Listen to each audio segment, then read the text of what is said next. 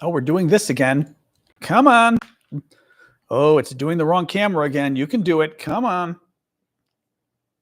There we go. Oh my God. Okay. Working on the camera here. Come on, phone. You can do this. There we go. Jeez. Who knows? It's back. I have no idea. This camera is always like a daily myth to me. Anyway, welcome everybody. Let me get my lights set up. Hello, YouTubers. Oops. Hello. There we go. There we go. There we go. I'm intentionally wearing a crazy loose shirt because this is one of the auction items. It's our I believe in the Ukrainian armed forces shirt. So thus the crazy oversized shirt. But the auctions end tonight, so I wanted to do a last little promotion of it. Anyway, hello all. Adjust my light one more time. There we go. Anyway, here we held that.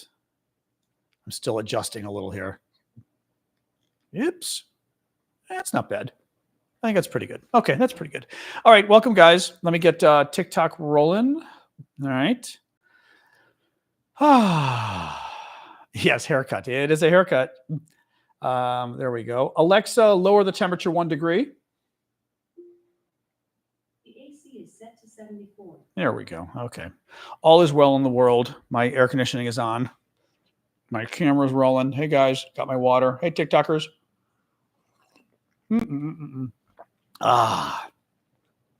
go. Let me adjust. There we go. Adjusting this a little bit. There we go. And TikTok hopefully doesn't get tossed over. Woo! Hey, TikTokers. Hey, guys. A Marine. Well, I didn't want to look like a Marine, but I was convinced, I was conned into getting a shorter haircut, and I figured, why not? It's summer, so I have a shorter haircut. It'll grow. Although it is nice to kind of wake up and like not have to worry about my hair. The problems of curly hair. Anyway, hey, TikTok. Thank you, guys. Gifts already. Thank you, Flower Power. John S. for the gifts. Appreciate it. Anyway, welcome everybody. This is my show, the Aravosis Report. As you guys know, we do this every Monday to Friday, 6 o'clock Eastern Time, US. We cover the latest news from Ukraine. Maybe I won't delay too much today. I like to sort of wait a little bit for folks to arrive, but people are arriving already. Thank you, Heather. Thank you, Richard, for the gift. So the way the show works is I go through the news of the day. I try to cull what I think is important. My background is foreign policy, journalism, politics in Washington for many decades. Thank you, Hardly. So basically, I go through the news first. Thank you, Monica. And then the second half of the show, I take your guys' questions, your comments. I also will kind of go through questions as well as we're going through the show. Thank you, Chazak, PC Noel, and Dana. Lots of gifts today.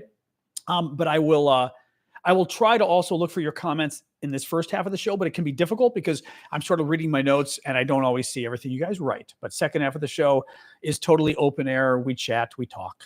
Thank you, Martin and Boppo, for the gifts. So anyway, there you go. So a final little pitch and then we'll get rolling. Amy, Elizabeth, so many TikTok gifts. Martin, yay. I always hit you guys up for gifts because that's what basically pays my bills. I've been doing this since the war broke out, March of 2022, doing it full time. And quite literally, I pay my bills with your guys' gifts. So please do keep them coming. If the spirit really moves you, you could become a monthly subscriber. The moderators can tell you how to do that on TikTok and YouTube. You can also buy gift subscriptions for other people for a month. Thank you, Larissa. Basically, you can go into the gift thing and do a gift subscription, and the computer will randomly give it to one of the other folks for a month, which is kind of nice too. Final point. I'll talk at the end. Our auctions are up tonight. We do auctions every month to benefit Ukraine.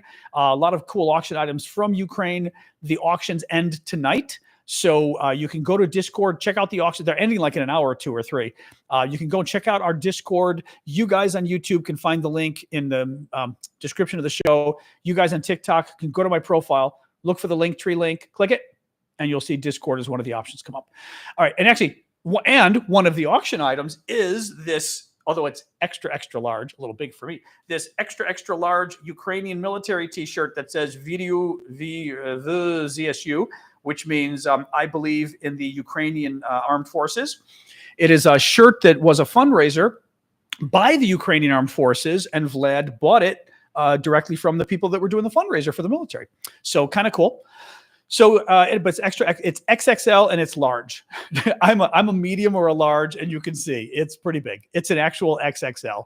And I think either Swan subscribed or somebody subscribed for Swan. I'm not sure which, but thank you either way. It never shows me who actually offers the gift certificates, the gifts themselves on TikTok. It never actually tells me. So whoever did that, if you want to say, if you did a gift, thank you. Thank you, Antonina. I did have a haircut. Yes. I got a big haircut. I was conned into getting a haircut and I said, all right. He did want to cut it. Yes. When I got the haircut, he did want to cut it. You forgot to resub. Okay. Well, thank you for doing it. Yes. The guy cutting my hair wanted to go shorter. And I was like, you are not going shorter. I said, the people who watch my show will not be happy if you go shorter, but I also didn't. This is okay. I did not want shorter though, but this is okay. Heather, thank you for subscribing. All right, guys, let's get rolling. So, is this the real live chat? Nancy Wax, it is the real live chat on YouTube, yes. Although that's true, I guess you wouldn't necessarily know because it would come scrolling by anyway, I guess. True, if it were recorded, but it's not recorded. It's live. Anyway, yeah, let's get rolling, guys. So welcome all. Thank you, Antonina. I am John Aravosis. This is my show, the Aravosis Report. Thank you, Suzanne, for the gift on TikTok. I do the show every Monday to Friday, 6 o'clock Eastern, actually 6 o'clock Washington, D.C. or New York City time. Thank you, Marcy, Antonina, and Suzanne for the gifts. And we basically go over the news from Ukraine. Second half of the show, take your guys' questions, etc. Let's dive right in. It is day 845 of Vladimir Putin's special 3-day military operation in Ukraine. Interesting sort of story out of Czech Republic. Thank you, Rocco. We don't know yet the details. I will say this. Okay, but thank you, Booty Shaking Molly Mop. What a name. And thank you for the very generous gift. And Antonina, thank you as well. Czech Republic, at a military base or a military area, an ammunition storage area blew up today, causing injuries. Now, I will say, and thank you, Adventures and Antonina, for another gift. I will say, the Russians have a history of blowing things up in NATO countries. Thank you, Shanxi or Schwinn. Schwinn. Is it Schwinn? Schwinn. I'm going to go Schwensti, maybe, because I've got a niece whose name is like Schwen Ting, and I think she spells the Schwen the same way you do, or is that an Xuan? Now I'm forgetting. Anyway, but Christian. Oh, I forgot you're Christian. Okay, sorry. It looks like it's Chinese to be honest. That's very funny. I forgot it was Christian. Yeah, thank you, Courtney. Thank you, Amoro. I would have thought Christian until I ended up having a Singaporean niece, and now we think that. Czech explosion at a Czech military area. At where ammunition is stored. Thank you, Vicky, for the gifts. We don't know any more about it right now. It is a Chinese name. Yeah, I was going to say, because Schwen is how it's said. I learned recently because of my niece. But yeah, so it was an explosion at a ammunition area in a Czech base. What is interesting is the Russians have a history of blowing up NATO military bases and getting away with it. Thank you, Succeed. It is an act of war. Yes, if they did it. They've done it before. They did it in the Czech Republic before. Back, I want to say 2014, I think, the Russians went in and literally blew up a Czech storage area for weapons going to Ukraine. That is a massive act of war. Sadly, we let them get away with it. I don't know why. In any case, but we don't know yet whether the Russians did this, but it is absolutely the kind of thing the Russians have done in the past. All right. Putin arrived in North Korea today to sign a strategic partnership agreement. The North Korea, this is my favorite. Okay, North Korea, probably the worst dictatorship on the planet. Massive UN sanctions against it. Putin is violating the sanctions. Thank you, Marge, Pedro, Taylor. Putin's violating the sanctions because he is desperate to get weapons, and the North Koreans are desperate to get technology, nuclear technology, satellite, all sorts of crazy stuff. Thank you, whoever just donated the gifts on TikTok. If somebody wants to tell me who the gift was, it Blue Ariel again. Thank you, Blue Ariel. Very sweet of you. Appreciate that. So thank you, Ernie. yeah, so the Russians are meeting with the North Koreans. Putin is there.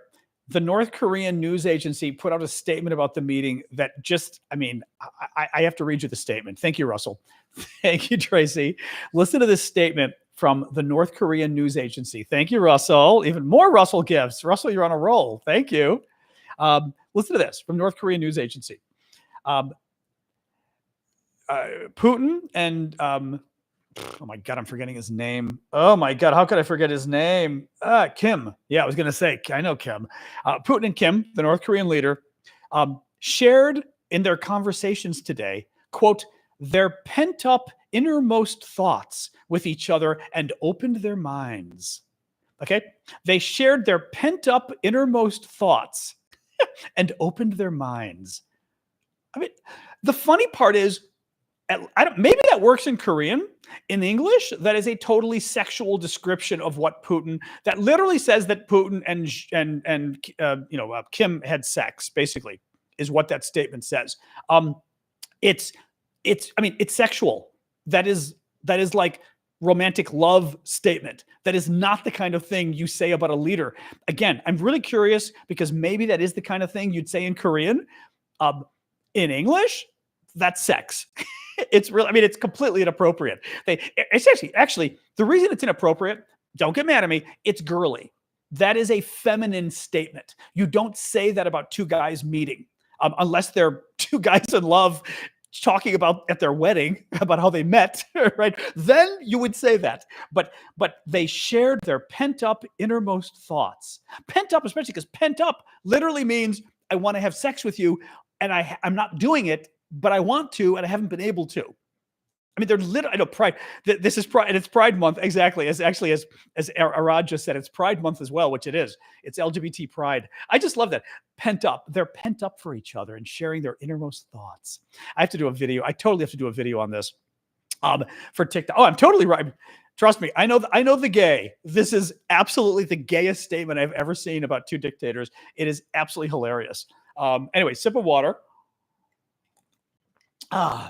Quick little update from Ukraine. I mean, lots of updates from Ukraine today, but in terms of the fighting, British military intelligence reports that the Russians are having some success in the Kharkiv area. I think this is Kharkiv. Actually, I shouldn't have said that. This should be Kharkiv. No, this is eastern Donbas. This is eastern Donbas, not Kharkiv. Russian forces are within striking distance of the main supply route for Ukrainian troops defending the eastern Donbas, according to British intelligence. Moscow's troops are closing in on the T0504 highway after capturing the Donetsk region village of Novo-Alexandrivka, the Ministry of Defense said.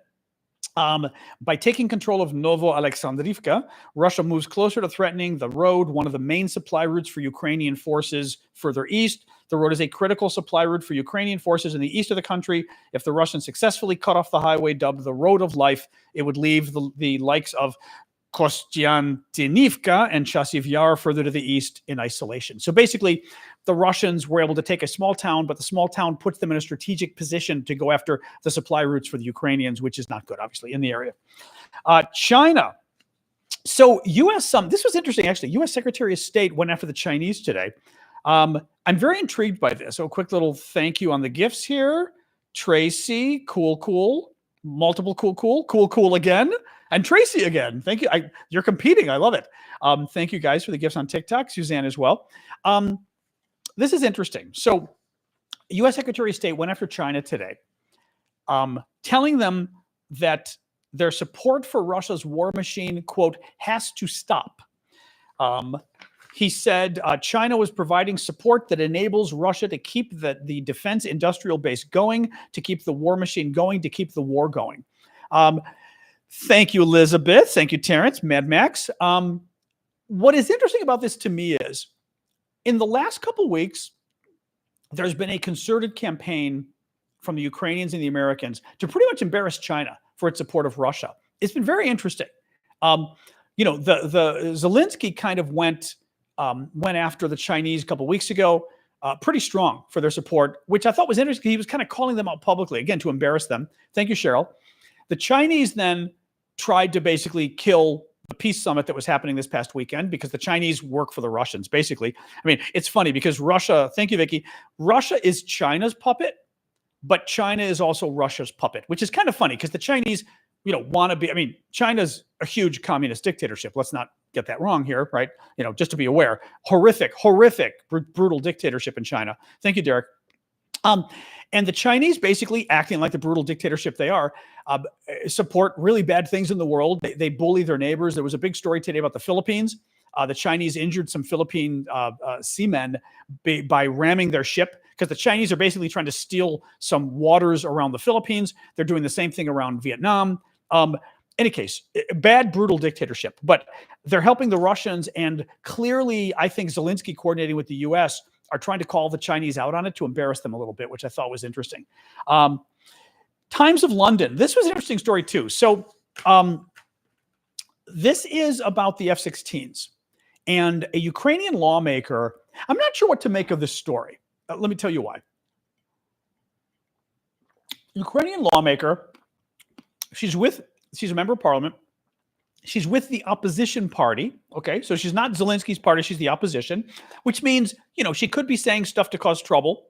But then again, it's a war, so hopefully she's not. She heads up the committee or whatever that oversees foreign military aid.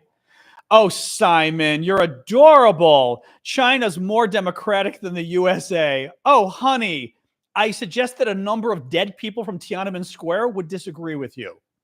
Yeah. China is a brutal, only because the guy put that, and occasionally I think it's important to respond to the trolls. Thank you, Ava. China is a brutal communist dictatorship. It is one of the most brutal dictatorships in the world. Again, they kill their own people. I mean, Tiananmen Square, if you're not familiar with Tiananmen Square back in the early 1990s, Google it. There was an uprising of basically students, students protesting, university students protesting for more democracy. The very democracy that this idiot just claimed China has. The students were simply protesting for democracy. They ran them over with tanks, guys. They ran, was it 89 or 91? I thought it was 91, actually, David. Somebody Google, when was Tiananmen Square? I want to say 91. I don't think it was 89. Was it 89? Okay, everyone's saying 89. Okay, I believe you if you say 89. Okay. But students protesting for more democracy, the Chinese brought in tanks and rolled over them with tanks, guys. That's what's freaking. China as a democracy is China is a communist dictatorship. Here's the thing, too. I say this about the MAGA Republicans, too. Own it. I mean, China's proud of being a communist dictatorship. They say, communism, so great. Own it. Why are they so embarrassed? I mean, this is, and again, because they've got their troll on here, right? By the way, congratulations, troll, because whoever you're working for, you just got me to go on a 5-minute rant telling people about China's carnage in Tiananmen Square. Congratulations. But it's surprising to me that, if you're going to be a communist dictatorship, at least be proud of yourself. You oppose capitalism, you oppose democracy, you oppose freedom. Okay, then be proud of it. But why do you get so, we have another troll. Why are you stuck in the 90s? Because your government still kills people. Your government is oppressing a minority called the Uyghurs. Your government oppresses Tibet. That's why we talk about it. That's why we talk about it. Because you're whoring for a communist dictatorship. And that's a bad thing. Thank you, Blue Ariel. All right. Enough of our overlords. All right. Yeah, John Smith, that's just stupid. That's just fucking stupid. I'm sorry. Don't be stupid. Yeah, mute him for a little bit. All right, let's go on. Anybody, like I said, who's, prostrating themselves or for the Chinese dictators can go mute themselves. All right, any case. All right, Times of London. So this was interesting. So this woman who's an opposition leader in Ukraine, but she is in charge of the parliament for keeping track of aid coming, military aid from Western countries. She says that, this is from the Financial Times today. She says that the U.S. is making excuses over its failure to train sufficient number of Ukrainian F-16 fighter jet pilots. She's the head of the Parliamentary Commission on Arms and Munitions. So, I mean, she is an expert on this. She is the opposition party. So, it's kind of her job to a degree to poke Zelensky. But at the same time, there's a war going on, so you'd think she's not going to be that dishonest, right? Because Ukrainians should be more worried about their own country, right? She's a leader of the Holos opposition party, former anti-corruption activist who's now responsible for monitoring Western aid deliveries to Ukraine. She has emerged as one of her country's most prominent advocates for Western weapons. The holdup in training F-16 pilots means that Ukraine will probably have only 20 pilots who have been fully trained to fly F-16s by the end of this year, she says. So far, we're going to have fewer trained pilots than fighter jets, she added. Belgium, Denmark, the Netherlands, and Norway have pledged to transfer more than 60 F-16s. The first jets are expected to arrive later this year. However, she said that so far only 8 Ukrainian pilots were being trained in Tucson, Arizona, while another 12 were being put through their paces at an airbase in Denmark. A third training program in Romania has yet to begin. Okay, that's insane.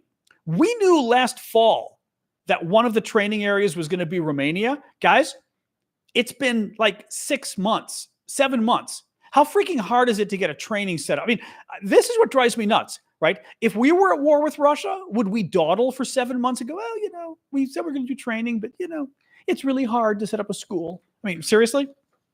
This is bullshit. She says that a third training program in Romania has yet to be begun. She says that Kyiv has asked Washington to provide at least another 10 places on the training programs, but its request was rebuffed. I reported this to you guys the other day, that Zelensky asked Biden, he said, we need more trainings. And Biden told him, well, there's other countries that are in line ahead of you. They wanted trainings too on F-16s. So the Ukrainians aren't being allowed to cut in line because other countries asked first. My question is, how many other countries are facing an existential threat? Taiwan is, right? So for Taiwan, I'd say, okay, right? Maybe you don't cut the line for Taiwan. Anybody else? Bullshit. No other countries are facing the kind of threats that Taiwan, threats from China, by the way, speaking of communist dictatorships, and that Ukraine are facing. Anything more here? Deep. Le Monde. Oh, this was interesting. So, okay, this is fascinating. This actually adds a lot of nuance to a story I reported earlier. Remember how, like a month ago, the French said something like, we know the French are going to send military trainers to Ukraine. And they said, among other things, they would help train the Ukrainians on flying Western fighter jets. And at the time, I was asking, and military folks I know told me, they said, yeah, the French would not be training F-16s. They would be training on their own planes because the French don't use F-16s. And it made us wonder, does that mean that, I know, Le Monde, exactly, Shade, that's very funny. If the French say they're going to be training the Ukrainians on Western fighter jets, does that mean the French are giving Western fighter jets? Because why would they train on F-16s? They don't use F-16s. What do you know? A week later, President Macron, June 6th, actually just about 12, what would that be? 12 days ago. Thank you, James Althouse. 12 days ago, Macron of France announces that, in fact, he's going to be sending, was it Mirage? I think the Mirage 2000-5, I think is the plane, several French fighter jets to Ukraine. Well, it gets more interesting here. It gets more interesting. Yeah, there we go. What a surprise. It gets more interesting here. I already got a warning, by the way. My live has been flagged for hate speech, guys. TikTok. Now, they haven't banned it yet, but they flagged my live for hate speech because I literally criticized. Okay, just so everybody knows, in case this goes dead for a week, because I want all of you to raise hell if they dared pull anything. I criticized Tiananmen Square. Okay? Yeah, thank you, Chip. I criticized the murder of civilians on Tiananmen Square, and that got me a warning on TikTok. Just beware. Just beware. Thank you, Russell. Why should I restart my live? Oh, yeah, if it goes down, yes, if it goes down. But I mean, yeah, if it goes down this time, I'm raising hell this time. I said last time, the next time they do this, I'm going to be talking to members of Congress who I know, senators and members of the House of Representatives. I've lived in this town for 40 years. I know people. And if this is the bullshit, let's see. They haven't done it yet. Okay. Let it go for now. But TikTok better stop playing games with this stuff. They're in so much trouble. I mean, I love TikTok, right? Obviously, I'm here, but they're in so much trouble with Congress right now. The last thing they need to do is start censoring talk about Tiananmen Square, because then forget it. Republicans are going to love that. But anyway. Anyway, yeah, well, in Vogue, that must be what they put up there. They send some of you a little survey on the screen to say, is this live okay? No, the warning went away. The warning went away. Yeah, well, that's the thing. It'll ban you. Exactly. It'll ban you automatically. Oh, no, I've appealed before. They did this to me last time. They did this to me, remember, several months ago. Thank you, User336. I was translating an article from Le Monde about Macron in France and why he changed his mind and got more hawkish on Ukraine with Russia.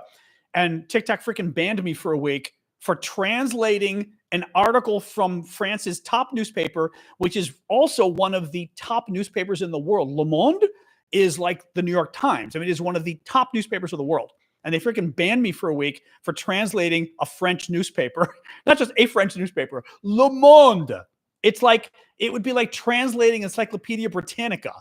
It doesn't get more sort of establishment mainstream than that. Any case, let's go on. They haven't done anything yet. We're going to ignore them for the moment. It's horrible. The mods do not censor people for their opinions, Jacob. We have a lot of paid trolls. The Russians and probably the Chinese as well send people to harass everybody during our lives because my live is about Ukraine and the Russians and the Chinese are on the other side. Therefore, the mods basically get rid of people who come here to disrupt. And they will do it and they will continue doing it. We don't care if people disagree, but I've been doing this for 30 years. I'm managing online communities and I can smell a bad actor from a mile away. Absolutely from a mile away. Oh, I see we've got another Chinese troll. Oh, the little Chinese Russian trolls are all okay. So the Chinese are very upset right now. This is interesting because we criticize Tiananmen. Some guy goes, what about Kent State? Yeah, that was the 1960s. You had to go back, 60 years? I love people like, well, 60 years ago, America did something really bad. Yes. 60 years ago, we did. Right? I mean, okay. And by the way, not only was it 60 years ago, he's talking about basically during the Vietnam War, student protests, National Guardsmen ended up killing 4 students at Kent State University in Ohio. Not only was it 60 years ago, but I got news for you. No American defends what happened at Kent State. The U.S. government today thinks it was an outrage that innocent students got killed. That's the official position of the United States government. That is the official position of every freaking American.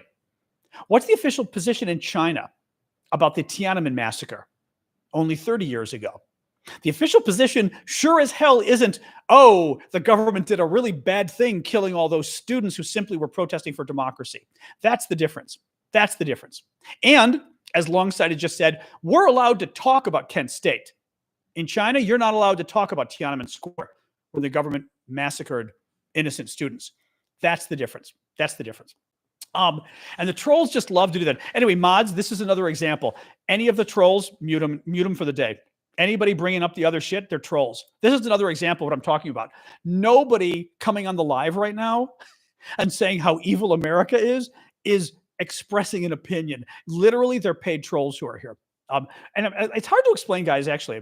We're going to let it go. We're going to let it go. But it's hard to sort of explain to people what the difference is. I've been doing this for 30 years, and those are not honest people just disagreeing. Anyway, thank you, Elizabeth.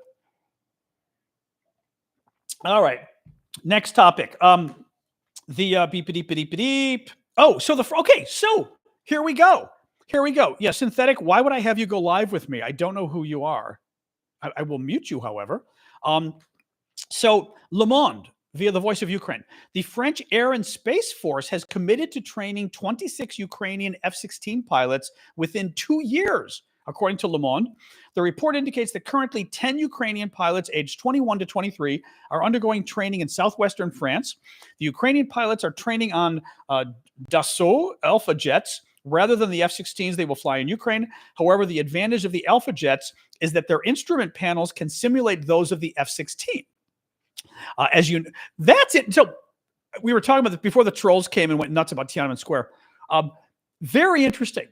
Very interesting. So basically, the French, in fact, can train on F-16s, even though the French don't use F-16s. So kind of funny, because initially we thought they couldn't. Apparently they can and they are, which is really great. Really great. Thank you, Bryce. Oh, that's what it is. Thank you, Vicky. Is that true? Mad Max? It's a système d'assaut? That's very funny. So it's an assault system, but they spelled it Dassault Alpha Jets, Gassault. That's funny if it's de assault. Anyway, I speak French, as you know. TikTok doesn't like it when we speak French, but you know. Tant pis. In any case, a little bit more here. Thank you, Vicky. Please keep the gifts coming, guys. Again, I got to keep hitting you up. Got to pay my bills. You guys help me keep doing the show. Please keep the gifts coming. A batch of listen to this. A batch of Storm Shadow missiles and another SAMP-T air defense system will reportedly be included in the 9th aid package for Ukraine, the Italian defense minister said today. Thank you, Monica. Thank you, Luis. That is really interesting because, first of all, I guess I didn't really realize that the Italians had Storm Shadow cruise missiles. The Storm Shadow missiles are made by the Brits. I guess why not? They sell them to the Italians. Didn't know about it. But that's really interesting. That's really interesting. James, yeah, I assumed that's what they called the plane. Yeah, I mean, literally the article calls it Dassault. But I was saying, but the other guy, Mad Max, was saying it's because it's a système d'assaut. Although I didn't know assaut is a word in French, assault. Suspicious, but in any case, so the Italians may be sending Storm Shadow cruise missiles, the really good British cruise missiles, to Ukraine. That's a big deal. The Ukrainians are already getting them from the French and the Brits, but still more cruise missiles. Excellent. Absolutely excellent. Financial Times had an interesting story. So NATO has a secretary general who I get kind of confused as to the role because, as you guys know, thank you, Luis, for the gift. As you guys know, NATO, it's not like, I mean, each NATO country makes its own decisions on what to do, right? So it's not like there's one person running NATO and everybody has to listen. Every country gets to vote and decide on their own, right? Oh, Dark Phoenix. Whoa, that's cool. Oh, I've never seen that. Actually, not only have I never seen that gift, but I can tell because that gift took forever that was a very nice gift. Wow. Oh, now I could not hear anything. Sorry, there was a really cool gift on TikTok of a whale. I couldn't hear anything because I've got my good speaker plugged in on TikTok. Did it actually make sound too? No, I could tell that was a huge gift. Did it make sound as well, guys? Whale sounds. Oh, how cool. Oh, you know what? I can check after the show. TikTok now grabs clips of the top gifts so I can actually post the clip. So I will post the clip after the show and do a thank you to you for it. Oh, that's really cool. Yeah, no, that was, well, I can always tell too, because the more detailed, I do not speak whale, no, sadly, the more detailed gifts on TikTok are the nicer ones, like meaning the design is more detailed, but also when they go longer, like that one went long, the more expensive gifts go. Anyway, I love all your gifts anyway, but when somebody really goes all out, I like to especially thank them for it. So thank you guys. No. Okay. Next up, Financial Times. So we're talking about NATO. NATO has a Secretary General. I'm not actually clear what the NATO Secretary General does. Because as I said, he can't make decisions for NATO, but I believe he's kind of a spokesman for NATO. Thank you, Mad Max, for the donuts. Kind of a spokesman for NATO. And apparently they've decided at this point, thank you, Maddie, that Mark Rutte, who's the Dutch Prime Minister outgoing, is going to be the next NATO Secretary General after Jens Stoltenberg. It has to be, I think it has to be unanimous. Thank you, Rose. Rose for the rose. Cute. It has to be unanimous by NATO. And basically, the Hungarians finally came around. Hungary, terrible NATO ally, aligned with Putin, doesn't like NATO, doesn't like the EU. I'm sorry, guys. Anybody from Hungary? Your government sucks, unfortunately. You've got a government that basically likes our enemies. Frankly, kind of like our government might be in 4 months. But it's not a good thing, or in 6 months. In any case, Orban is now endorsing Rutte because Rutte said that Hungary doesn't have to join in to support for Ukraine. Now, that's not necessarily a bad thing. It sounds like we've sort of, castrated Hungary to a degree, which is good, by saying, all right, Hungary, you don't need to join in to, NATO money going to Ukraine, but at the same time, you will not veto, you will not block aid going to Ukraine. That is what I'm guessing the deal was. So Rutte promised that if he becomes NATO Secretary General, that he also will abide by that agreement, which is great. Let me see here. Marie says, is my shirt for sale? It is. I'm wearing this today because it's in our auctions for today. This is of course, it's super big on me. I'm wearing my t-shirt underneath, so it's not like I'm wearing it and it's gross. This is a Ukrainian shirt sold by the Ukrainian military as a fundraiser. And it says like VDU v ZSU. I believe in the ZSU, which is Ukrainian for the Ukrainian Armed Forces or the Armed Forces of Ukraine. Anyway, Vlad got this in Ukraine. It was literally being sold by the military to benefit the military. It's in the auctions and it ends tonight. So go check out the auctions on Discord because this and all the other auction items are ending tonight. You can find Discord in the comments, not the comments, but in the description of the show on YouTube and on TikTok. Go to my profile, look for the Linktree link, click it. And the top thing that comes up will say Discord, click it. And then once you go over there, have some fun. In any case, look, thank you, Stephen, for the tiny diny. Thank you, Marie, for the rose. Just looking sure, make sure I didn't miss anybody here. Tracy for the perfume. Okay, and then Rose. And then Rose with the rose. All right. Deep. Oh, okay. So the White House came out today. Thank you, Jane. And basically said that Ukraine will not be joining NATO until the war is over. This is not news, really. I will say this. It actually is kind of a positive statement from the White House. Thank you, Jane, for the gift on TikTok. Listen to this. Ukraine has to win the war with Russia before becoming a NATO member, according to U.S. National Security Council spokesman John Kirby said today at a White House briefing. But Robert just said that's normal. That's totally normal, right? Ukraine can't join while they're at war because then we would be at war, right? I mean, it doesn't make sense. Like nobody wants to let Ukraine in and then we're all at war with Russia, right? What is interesting about this is I think this is cleanup. Biden said like 2 weeks ago that Ukraine wasn't joining NATO. Like he basically came out and said he was opposed to Ukraine joining NATO. And I think Biden screwed up there. Thank you, Jen. I think he screwed up. I think Biden may have meant, obviously right now they're not joining NATO because they're at war, but the statement from Biden literally sounded definitive as in nobody wants Ukraine and NATO, they're not joining us, right? So I actually think today was cleanup on that. And I also think today, therefore, was a positive thing because it was the White House reiterating, oh, no. We want Ukraine to be a member of NATO. It just can't happen until the war is over. Anyway, thank you, Trev, for subscribing, or whoever bought Trev a gift subscription, either one. Thank you. Beep. So there was I can't show you the pictures, A, because they're on my phone, and B, TikTok would have a conniption fit. Good, nice old American word or English word, conniption. But TikTok would freak out if I showed you the pictures. Some new Ukrainian prisoners of war have been released by the Russians. They look like Holocaust death camp survivors. I had heard about this story last week. Thank you, Tari. I'd heard about the story last week.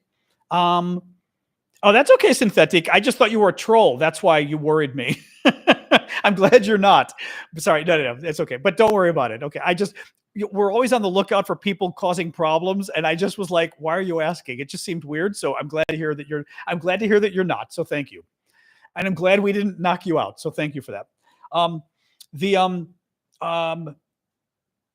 yeah, so the images. So I heard about the story last week, but I hadn't seen the images. And Jane Rice bought the subscription. Thank you, Jane. Very generous of you. The gift subscription. Oh, that's interesting. Try to bring it up later if you remember Synthetic or Synthetique. Try to, once we get to the Q&A part, bring your question up again. And Ash, if you guys see his question, try to get my attention because it's a good question. I'm not sure the answer, but it's a good question. So the prisoners of war. So the Ukrainians get back some prisoners of war in the last week. These guys look like Holocaust victims. Horrific. This is not the first time we've seen this. The Russians routinely starve the prisoners. You're not allowed to starve the prisoners of war. This came from the Telegraph, the British paper. They pulled up the quote from the Geneva Conventions about feeding prisoners. Listen to this, okay? Rations, food rations, shall be sufficient in quantity, quality, and variety to keep prisoners of war in good health and to prevent loss of weight or the development of nutritional deficiencies. Under the Geneva Convention, thank you, James. That's a very nice one, James. I appreciate that. Under the Geneva Conventions, you can't starve prisoners. You literally can't. You have to give them enough food so they don't even lose weight, okay? And the Russians have starved more prisoners. You have to see these again. Like I said, I could have printed the photo out, but I'm a little afraid that TikTok would have freaked out. This guy is a freaking Holocaust. There were a number of them, Holocaust victims. I mean, like where it's skin and bones on their arms and the body, all the ribs and disgusting, absolutely disgusting. This is inhuman. It's absolutely inhuman, guys. This is not normal. I mean, again, it's important to reiterate this to you because normal countries don't do this. We don't do this. Developed countries don't do this. This is like something I don't even know out of when. I was going to say World War II, but we didn't do it in World War II either. We didn't do this to people. Thank you, Elizabeth. Normal human beings don't do this. The Russians do. We are fighting an enemy, and we are in Ukraine. We are fighting an enemy. This is not a simple disagreement with Russia. This is the same problem with the Soviet Union. Actually, Yulia is going to have me on her show, her podcast or video, I think, tomorrow to talk about the Soviets and the Russians. This is really effed up. It really is. I mean, it goes to the mindset of who the Russians are, that they would starve prisoners of war. You don't do that. If you are a civilized country, you don't do that. A couple more stories and we're done. Drones operated by the Security Service of Ukraine hit 2 Russian oil depots overnight. More than 10,000 Russian soldiers have been prosecuted for refusing to fight in Ukraine. And this was interesting. Final little story here. More than 70% of Ukrainians say LGBT people should have the same rights as other citizens. That's very interesting. 70% is quite a high number. I mean, that's really good. It's just good overall. I guarantee you the numbers ain't going to look like that in Russia. That's for sure. That's really good. No, that's really good. All right. We can go to our Q&A now. This is the part of the show where we hang out and we talk. I am going to do one quick pitch for the auctions because the auctions end tonight. We've got a bunch of cool Ukrainian stuff over at Discord that we're auctioning off. Half the money from the auctions goes straight back to Ukraine, charities, the military, you name it. The other half goes to support my work because I do this full time. So when you guys, again, just like the gifts you give, thank you, by the way, the auctions help pay my bills. First item is this shirt from the Ukrainian military. It says, I believe in the Ukrainian military with the Ukrainian trident. And literally the Ukrainian military was selling the shirt. I asked Vlad, I said, oh, was it like a group of, like wives? And he goes, no. This was people from the military selling these shirts to raise money for the military. So it's kind of cool. This is actually a shirt sold by the Ukrainian military. But very extra, it's size XXL, and you can see it's a big shirt. I wear a medium or a large. This is a very big shirt, and I'm wearing it over a t-shirt, so it's not gross. Second thing, real quick, I will show you more. A bag of Ukrainian candy, 5 different Ukrainian candy bars and stuff that Vlad got in Ukraine. One is halva. There's some peanuts with caramel in the middle. What is it? Kontik. Any of you Ukrainians may know this stuff. Kind of a chocolate wafer thing. Aratek, which is another wafer thing.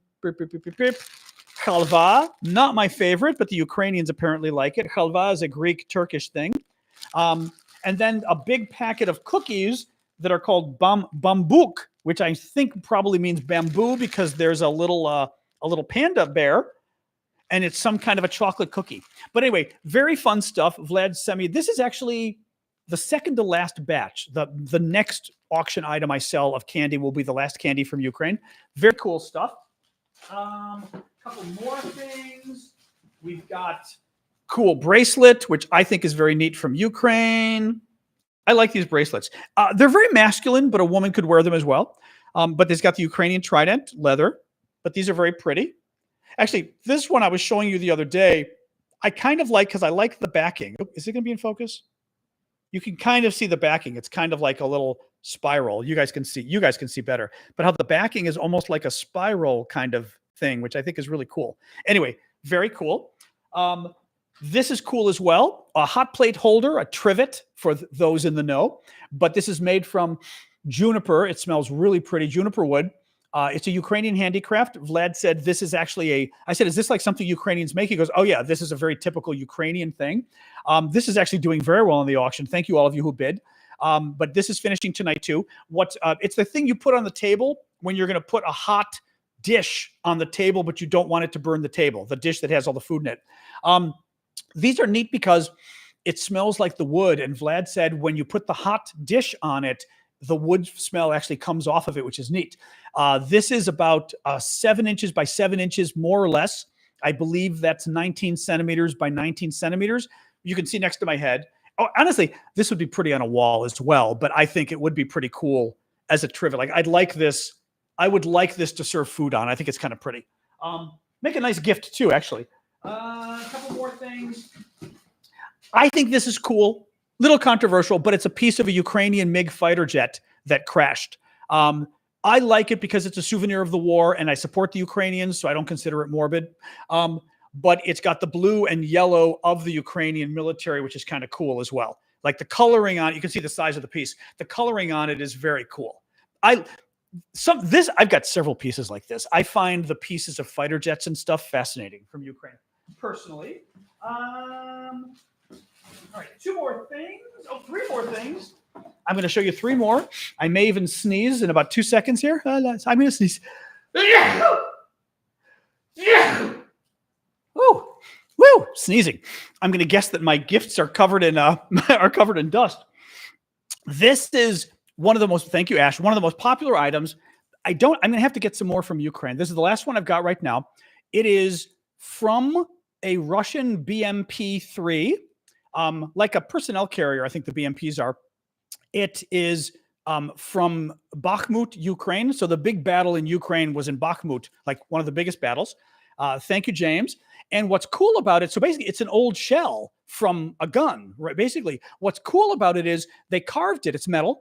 They made the Ukrainian trident on it, and it's an angel in back with the Ukrainian trident. Very cool. I think it would make a neat candle holder because it's metal. It's nice too because it stands up really easily. So like it can easily go on a desk or whatever. I just think it's a very unique gift. I believe they call this trench art, so to speak, where you take items from wars and you make art out of them. I just think it's really cool. So this is doing very well. I'm glad to see because I think it's neat. Final 2 things. I also include, I got this in Bali. I think it's very pretty. It's a little ballad. I was in Bali a month ago in Indonesia, and it's called a barong mask, I guess. The barong masks, I was Googling it today. The barong mask, I just think it's a very pretty mask, very typical of Indonesia, of Bali. And the barong masks are meant to harness the spirits to protect the home. And that is the purpose. And each town has its own like unique mask and everything else. Very interesting. But I just thought it was very pretty. So I was there because my nephew was getting married. So I went to Indonesia. Really nice. I mean, just very, very pretty culture. Very interesting culture. Anyway, I just think this is pretty. I got this. It's small enough for me to carry. You can see the size of it. It's got a little leather thing on the back to put it so you can hold it up. But I just thought it was very pretty, of kind of a cool thing. And the final thing is a Ukrainian motanka, which I call a voodoo doll, but it's not really a voodoo doll. This little guy, very interesting. Now, this one in particular, somebody looked it up, Domovik. Actually, I will pull it up on the description on our Discord. Hold on, because I can tell you what this one is. Motanka doll. What I wrote was, this is a kit from Ukraine to make your very own motanka doll. In early days, the motanka was not a toy, but a talisman and home amulet symbolizing the continuous connection between the generations. Young women received the motanka for her wedding and kept the doll until the birth of her first child. The doll was placed in the cradle before putting the baby there. The motanka was considered the embodiment of the soul of your ancestors, a protector against evil spells. They're popular again in Ukraine right now. Now, Vlad's wife, Vlad told me, he said, oh, he goes, we use them now. He said, my wife actually put one in the crib with their baby, their daughter, when she was a baby. So like, it's something they do. It's kind of folklore, talisman, whatever. This one's kind of funny because he's a different look. You can see this one, somebody Googled for me. Who was this? Praxis Googled and said that the Domovik, well-respected and well-loved and well-taken care of Domovik will guard the home and keep out evil or troublesome spirits. He can also keep out evil or troublesome people, like people who are going to make trouble with your family or something. So I think so, but it's a kit. It's a kit for actually making them, which I think is kind of fun. So it's got like little grass in there, like filler. They're cute. It's a fun, cute little. This is the kind of thing you'd make with young kids, basically. Because it's a kit to actually make the doll. I think it's fun. Anyway, it's fun. It's fun. Okay, that is it for the Ukrainian stuff. As I said, all the auctions end tonight, guys. Please go check them out on Discord. You can find the Discord. Oh, okay. Longsighted George says Domov is home. I know Dom is home. Again, I speak Russian. I don't speak Ukrainian. In Russian, Dom is home. It's just like Domoy, like my home. I never thought of Domov as being home. Now, is Domov home in Ukraine? How do you say home in Ukraine? I know in Russian it's Dom. I'm guessing in Ukrainian it's a little, is it Domov? Just curious. But I did, so the name of it is based on home, of course, because it's the protector of your home. Very interesting. Marco says, in Haiti, we use the doll for different stuff in voodoo. Well, that's why I jokingly called it a Ukrainian voodoo doll. Even though it's not a voodoo doll, don't want to freak people out, but it made me laugh. Very interesting. Lars and Pehnitz. Oh my God. I remember that. I don't remember what that is anymore though. Lars and Pehnitz. I remember like from decades ago. Are Lars and Pehnitz Greek mythology? I'm trying to remember. Deem. Okay. Deem is home in Ukrainian. Okay. I mean, I speak 4 foreign languages. I've studied more. I've studied Russian. I've studied Portuguese, but I don't speak them. But I'm fluent in Spanish. Somebody asked. I'm fluent in Spanish and French, and I used to be fluent in Greek and Italian. Now my Greek and Italian are okay. They're good. My Italian's good. My Greek is okay. It used to be fluent, but I don't use either of them anymore. So they kind of start to. I love Italian. Oh, love Italian. Thank you, Serg, for the hair comment. Thank you, Super Hornet. So anyway, we are back. All right, guys, let's hang out. Let's talk. So yes, go check out. You can check out the auction items in our Discord community. The auctions end tonight. You go and you bid, and then you pay via PayPal later. On YouTube, you can find the auctions via the link in my comments. The link in the description of the show that says Discord. Click that link, and then the first. Actually, that is the Discord link directly for you guys. And for you guys, you can find it via the Linktree link that's in my profile on TikTok. Just click the link in my profile, and it's a list of links that comes up. The very top one says Discord. Concerns about Putin in North Korea? Well, I mean, the U.S. government is not thrilled because the allies are not thrilled either because North Korea is sanctioned because of its nuclear program. And there is concerns that Putin is going to help North Korea with his nuclear program because Putin is freaked out and needs money. Not means money, he needs weapons. Excuse me, he needs weapons, right? So that's a little creepy. So yes, the concern is that the Russians don't care. They don't care about the North Korean dictatorship's the worst ever. And that they could very easily give the Russians nuclear technology or satellite technology. You know, hey, Giant, I've been here. I've been here, but glad you're back. Can Trump alone sink NATO? Kind of. Christopher asks, Trump, as the American president, can simply say, we're not doing anything with NATO anymore. He just refuse. He doesn't have to go to meetings. He can say, we're not going to come to the defense of the allies if they're attacked by the Russians. I mean, quite simple. So yeah, Yeah, he would literally now whether he can pull out of NATO literally, like the U.S. is no longer a member. Congress did pass a law when Trump was president to stop him from doing that. Even the Republicans didn't want him pulling out of NATO. So I don't know whether to pull out of NATO, whether it would have to go for a vote before Congress or whatever. That I don't know. Yes. So yeah, synthetic or synthetique's question was, what will China do if Russia fails in the war? I don't know. It's a really interesting question. The question is actually more broad than that, which is, whoops, the dog wants water. Can you wait? What do you think? Can you wait a little bit? What do you think?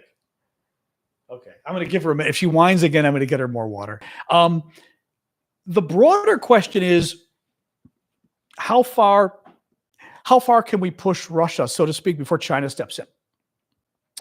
This was sort of one of the concerns. I'm sure this is one of the concerns of the Biden administration is if Russia starts actually losing the war, will China step in whole hog and start giving them weapons and blah, blah, blah, right? Russia's not going to lose in the sense of they're not going to lose Moscow. That's not going to happen. But as far as like getting kicked out of Ukraine, what would China do? I don't know. Now, of course, Synthetique's question could be if Russia fails. Okay, there you go. My question is more along with Russian-owned territory with Chinese people in it. That's a different question. If I was thinking your question, I was just going to say, your question might be if Russia fails as a state. In other words, they lose the war, there's rebellion at home. Russia is, made up of, God, is it like 150 or something regions? I mean, meaning all the little ethnic regions. It's crazy. They got like over 100 little ethnic groups spread around the country. The country could fall apart. Still held together as a dictatorship. If Russia were to start literally falling apart, right? The Russian dictatorship and the Russian empire falls apart. 200 ethnicities, Mad Max says. Yeah, I remember it being a huge amount. What would China do? I mean, I don't know. I'm not enough of an expert on China to say some people think the Chinese might go into Eastern Russia and grab some land. They might. I mean, put it this way. If Moscow loses the land in the East and the land in the East becomes independent, the Chinese might feel less of a concern about going in and grabbing land. Having said that, with the Soviet Union, when the Soviet Union dissolved, each country inherited the nuclear weapons that they had, right? I think Belarus had nukes and gave them up because Belarus is a puppet of Russia. Ukraine had nukes. They gave them up because we promised Ukraine, we'll defend you. We lied. The question is whether the nukes in Eastern Russia would still be there, because you might have Siberia as an independent country that has nuclear weapons. So are the Chinese going to really go after land against a nuclear country, right? That would be my basic analysis of it. I just don't know enough about the Chinese as far as whether they would do something like that. But I think if they still got nukes in Russia, they might be careful about that. Will the West send weapons to Russia to help defend itself? They could.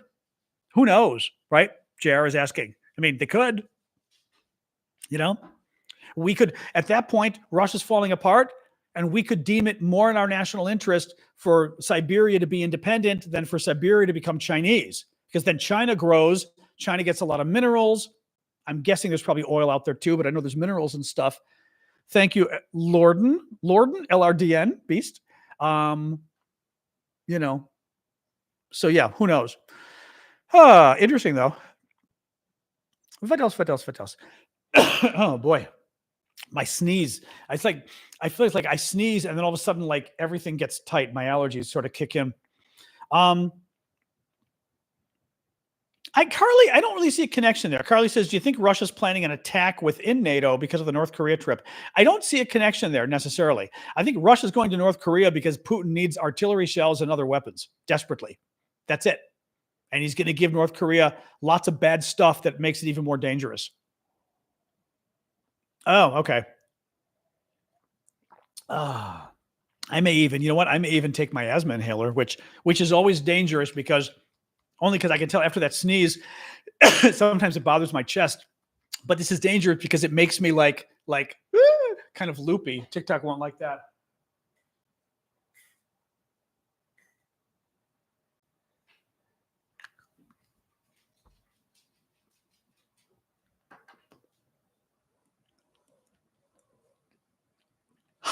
There we go. I rarely need this. Fortunately, my asthma isn't bad. And I get it. It's under control. I've never had an asthma attack or anything else, but it's there. And I can tell, like, because of that sneeze I did a few minutes ago, all of a sudden you feel your chest get tight and you're like you can tell something's tight. So I use the inhaler for that. The only problem is it makes me totally hyper. Yes. Makes me absolutely totally hyper. It's the funniest thing. Alexa, lower the temperature 1 degree. There we go. All right. Hopefully none of you have your thermostat set to your, oops. Hope Alexa did that. Oh, okay. Sasha wants more water. 1 minute. And then Marty, I'll get to your question. All right. 1 second, you. Okay. Ooh, there you go. All right. Oops. There we go. Alexa did not lower my temperature. I'm not hyper yet. It's coming, though. It's coming. Marty asks with a very generous super chat question, what do you think of NATO spending $2.5 billion on upgrading an air base in Romania? I think I may have heard of that. Why not? Here's the thing. If Russia wins in Ukraine, okay, here's Russia. Boom. Here's Ukraine. If Russia were to win and take Ukraine, Russia would literally be jutting out into Europe, bordering Poland. I mean, they border Poland up here, but bordering Poland, bordering Slovakia, bordering Hungary, bordering Romania, right? They would be all of a sudden bordering all of these free and independent NATO countries that they were not bordering before. We would absolutely want a forward base in Romania by the Russian border. So my guess, I don't know, but my guess would be a big part of that calculus is just in case we need a base closer to Russia. The second part of the calculus is, I think this, whether or not Russia wins in Ukraine, even if they lose, Russia is now the Soviet Union again. I mean, Yulia will tell you, a Ukrainian commentator, they never stopped being the Soviet Union. She may be right, but they're definitely the Soviet Union again now. They're bad. They're a bad hegemonic government. They are threatening war with Europe overall. They're not stopping with Ukraine. So the concern is that now that you've got a newly militarized Russia, newly hegemonic Russia, there's a threat to Poland. There's a threat to Latvia, Lithuania, Estonia. We could use some bases, more bases in the area closer to Russia in case of war, in case the Russians basically start World War III in Europe. No choice, but what do you do? Roe says Sweden opened up 17 military bases for NATO. Good. They could. I mean, Synthetique was saying, I know Russia won't use nukes, but what do you think the chances are for a dirty bomb blamed on Ukraine? They could. I guess here's the thing. Okay, dirty bombs. A dirty bomb is basically, I'll tell you in a second here. A dirty bomb, it's a good term to know, military term, whatever, is when you take a regular bomb, okay, and you basically strap some nuclear material to it, material from a nuclear plant, or right, radioactive material.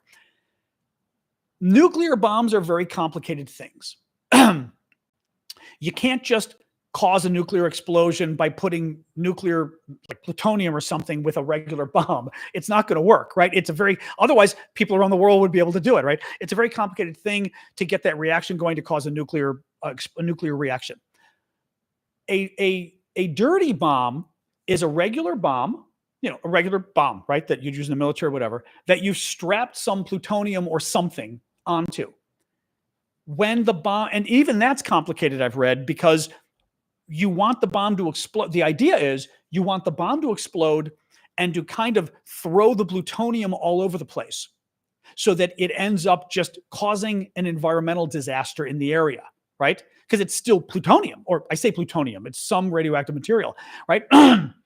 You don't want plutonium all over your city, right? Good luck cleaning that up, right? But even it's not easy to do, I read, because if you put the material in the wrong way, it may not explode at all. Like, it may just throw a chunk of material. You don't want that. You kind of want it to vaporize and spread, but you don't want it to vaporize. You could also vaporize the material and then it doesn't go anywhere, right? It just kind of destroys it. So a dirty bomb, typically, if it's done right, you've got the nuclear material strapped onto a regular bomb, and it ends up just throwing radiation everywhere in a very scary way. Again, not like a nuclear bomb, which is a whole other world of disaster, right? And the question was, would Russia consider using a dirty bomb in Ukraine and blaming it on Ukraine? Would they do it? Of course. Okay. Thank you, Mundashi. Would they do it? Of course they would. Thank you, Tigger. I'm not convinced they will do it. You know what I mean? It's just a matter of like, is it in their mind to do it? Sure. Would they have any compunction about it to not? No, of course not. Of course they would do it. They would absolutely be happy to do it. But I'm not convinced they would. I guess we'd have to think of what the advantage is, right? I mean, if Russia sets off a dirty bomb, they could try to blame Ukraine. No one's going to believe them, though, right? I mean, developing countries might believe them. Whatever, who cares? The West isn't going to believe them. So I'm just not sure. China, I mean, China is Russia's puppet, but even China, the Chinese government's going to know it was Russia. I'll bet you the Indian government's going to know it was Russia, right? That's the thing. But now, for example, I don't know if this is what you were getting at with your question, but I could see Russia setting off a dirty bomb in Russia and blaming the Ukrainians. That gets interesting. Thank you, Life. Because at first I was thinking too, like, why would they do it? What's the benefit in them doing it? What if they set the bomb off in Russia and they claimed it was the Ukrainians? And it's a dirty bomb, right? So it's got nuclear material, which scares the hell out of people, right? Because even if it's not a nuclear explosion, you'd think a bomb that has nuclear stuff, you'd be like, oh my God, right? It's a terror weapon. It's literally meant to be a weapon of terrorism, right? If Russia were to set it off in Russia and blame Ukraine, that's interesting. Again, NATO's not going to believe it. We have no way to investigate. Not no way, but satellites and stuff, right? And electronic intelligence, but it's hard to investigate because the Russians wouldn't let us investigate inside Russia. I don't know. It's interesting. I mean, basically, if Russia were to do it, they would use it as a justification for dropping a nuke themselves. The problem is they drop a nuke. I don't think it matters what justification they use. We go to war. Unless it's Donald Trump. Again, you've always got to throw that out there. If Donald Trump is the president, you can kiss the U.S. goodbye. Kiss all of our commitments goodbye. Kiss our democracy goodbye. But, so I don't know. That's a really interesting question. Yeah, it's a very interesting question. No, that's a really good point. So like, where are you from again? I always forget, but your name is, I'm going to guess Czech. I always forget. Solek says it's the other way around, John. They've always been the Russians, even when they were the Soviet Union. That is a great way of putting it. That's a great way of putting it.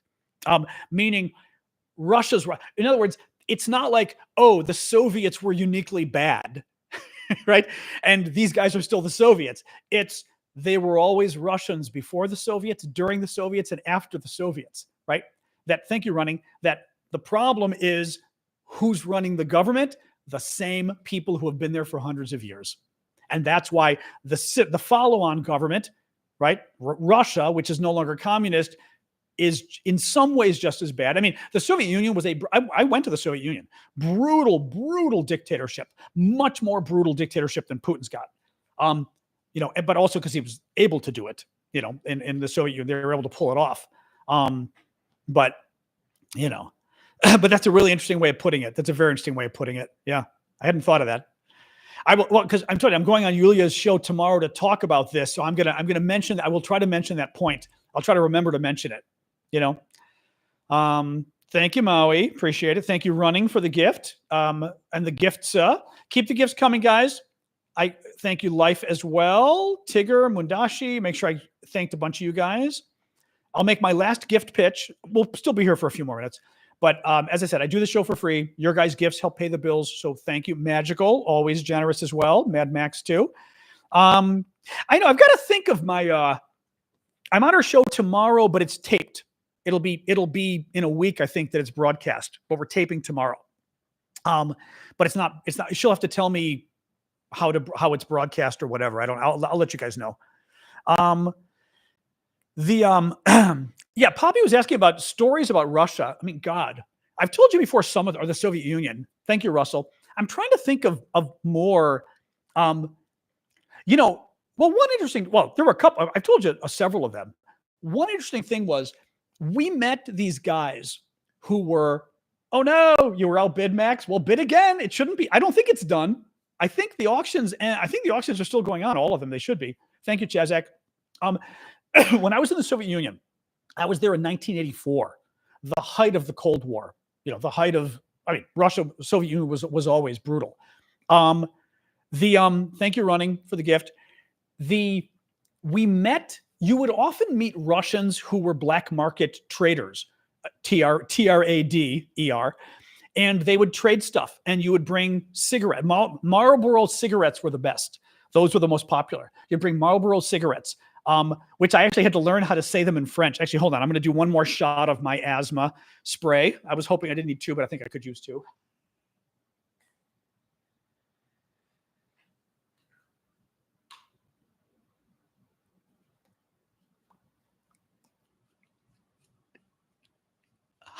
There we go. Actually, I'm going to rinse my mouth too. You're not supposed to have this stuff without rinsing your mouth as well. One moment.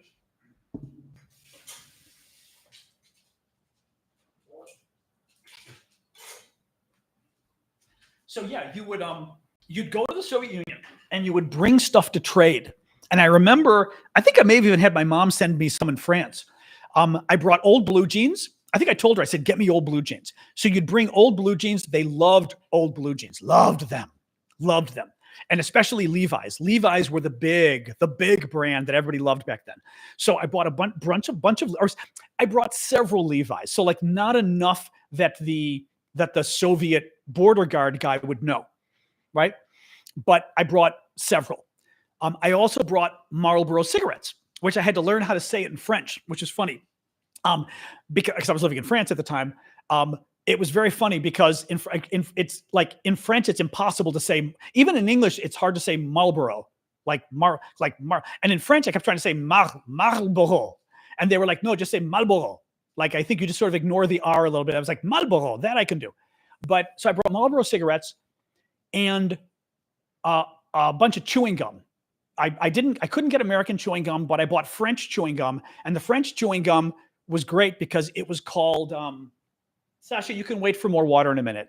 It was called Hollywood chewing gum. And I loved it because literally the name of the chewing gum is Hollywood in English. Like, perfect. I mean, what a great, right, to bring to Russia, Soviet Union.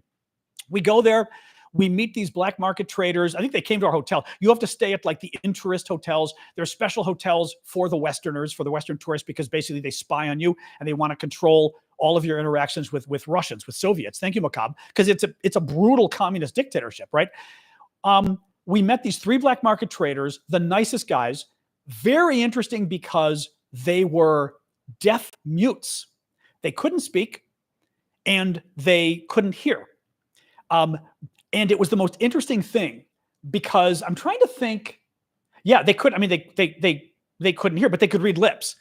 I had studied a year of Russian, and the lead guy. Oh, thank you, Mario, for the gift membership. Misha got it. That's cute. That's nice. I had studied Russian for a year, and this was right after I studied Russian too. So my Russian was. I mean, it's only a year of Russian, but I knew a lot of vocabulary, right? So between my vocabulary in Russian and the lead black market trader in the Soviet Union, this kid Yevgeny, and his English, because he studied about as much English as I knew Russian, we were able to communicate. And the best part was, the weirdest part was, I started picking up sign language from him. Sign language is different in every country or something, which is funny because you'd think, wouldn't it be cool if they all knew the same sign language? But I remember stuff like thinking. I remember the past. I forgot some other things, but we had different words. And I think we maybe used this for the tour guide who was in the tour group, or she was with an organization called Sputnik. And we'd say like Sputnik, and he could read lips. So anyway, really nice, really sweet guy. We traded with them. I got a lot of cool stuff. I don't even remember of the stuff I've got, which is, I don't even remember now. I mean, I have very cool. Actually, I'll show you. What the hell? I've shown you before, but a couple of the cool things I got in Russia. Or the Soviet Union.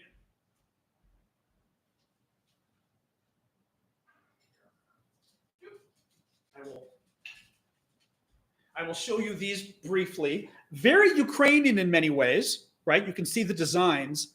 And this, it says something about enjoying a meal on the top. Very pretty though. I just love this stuff. You know, I got this in 1984. No.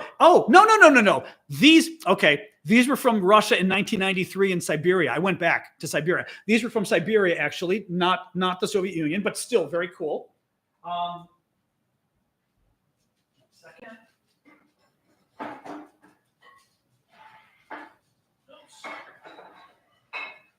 Oh, right. Okay.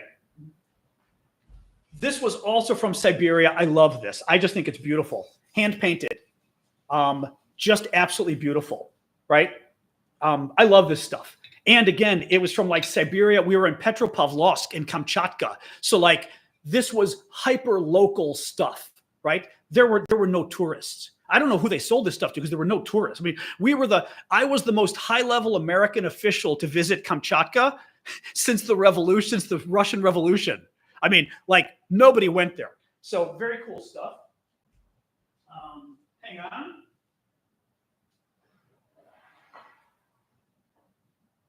So these are the other. Watch out, you.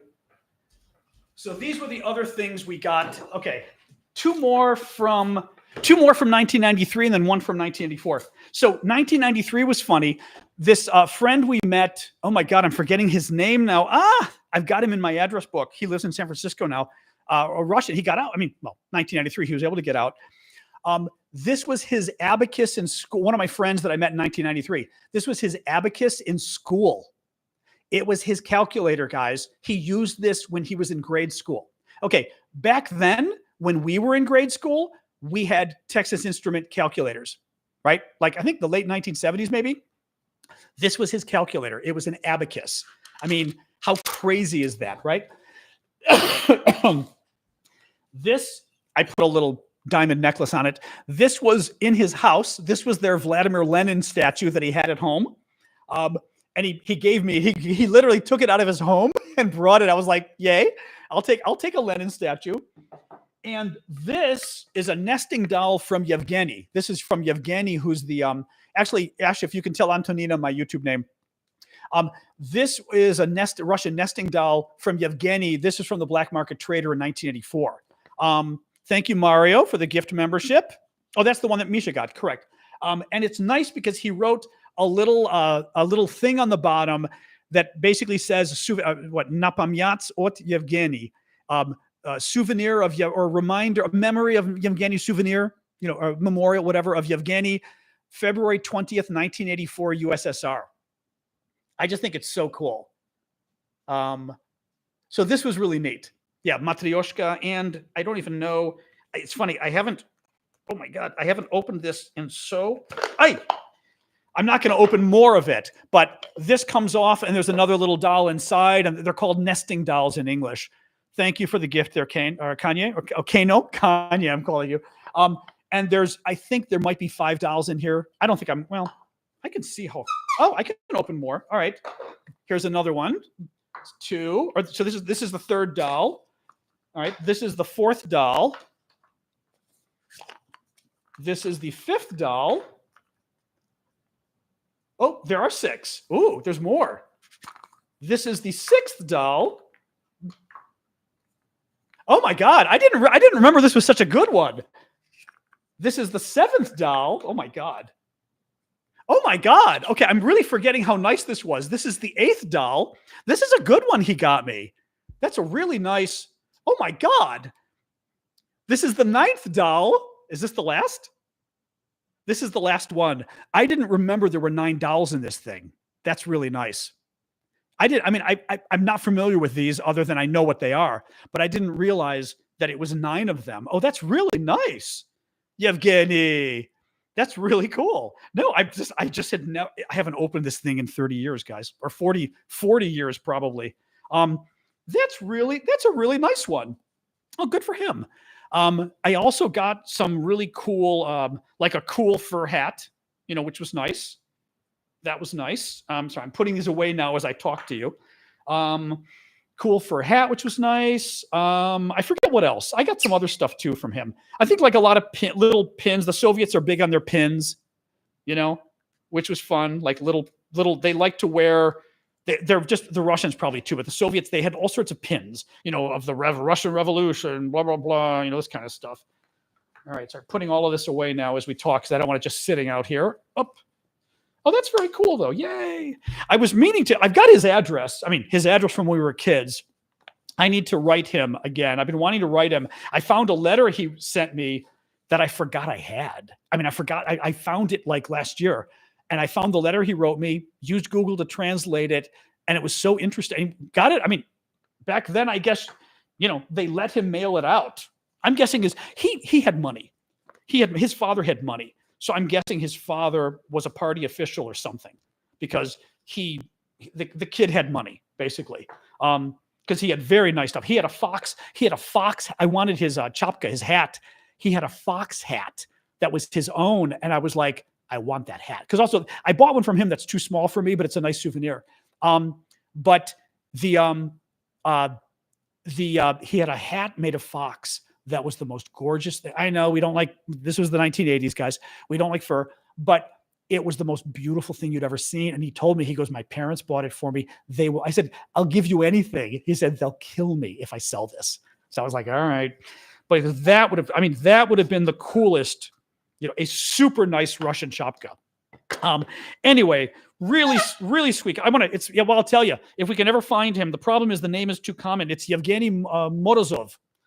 And Morozov, yeah. But you know, good luck. Oops, I'm trying to close this there we go. Okay. There we go. Now she's closed up again. Woo woo. But it's funny, yeah, she's yellowed over time, but I like the yellow. I think the yellow's kind of cool. I'm guessing she must have been white once upon a time or something, right? I'm gonna guess it wasn't yellow, I'm gonna guess. But anyway, so really fun. But we became good friends with these guys. And what happens is we go to their dust them. Well, too late now. You're right, Russell. That probably would have been a good idea.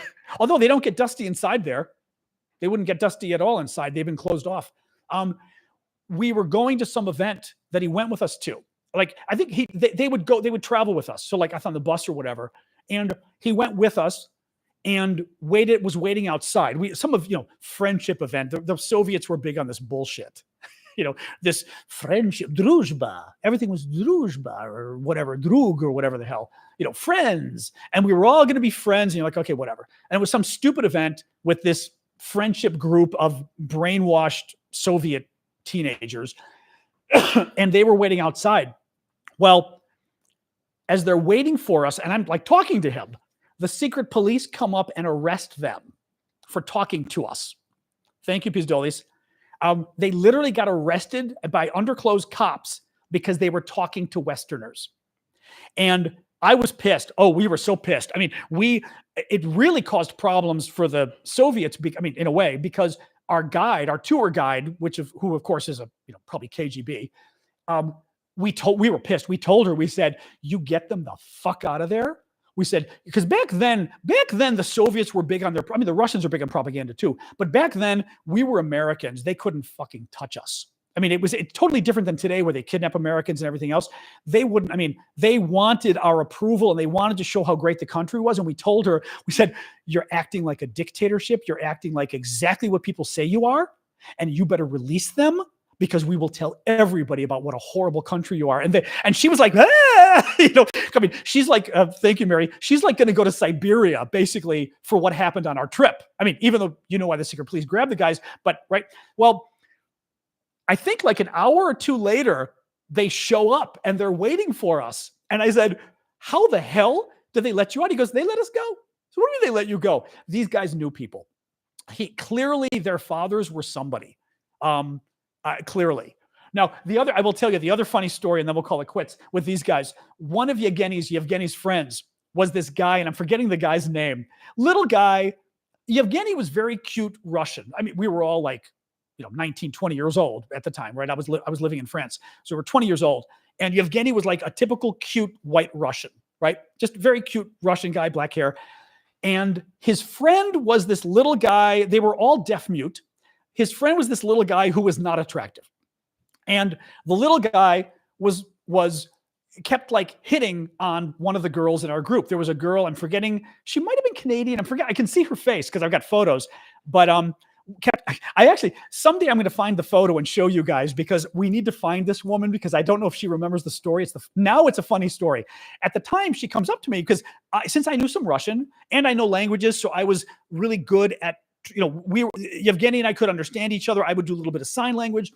And she came up and she said, and I had the dictionary, because back then we didn't, this was 1984. There were no phones, right? So I had my little Russian dictionary, my Slovar, my little Russian dictionary. And the girl comes up to me from our group and goes, can you translate this?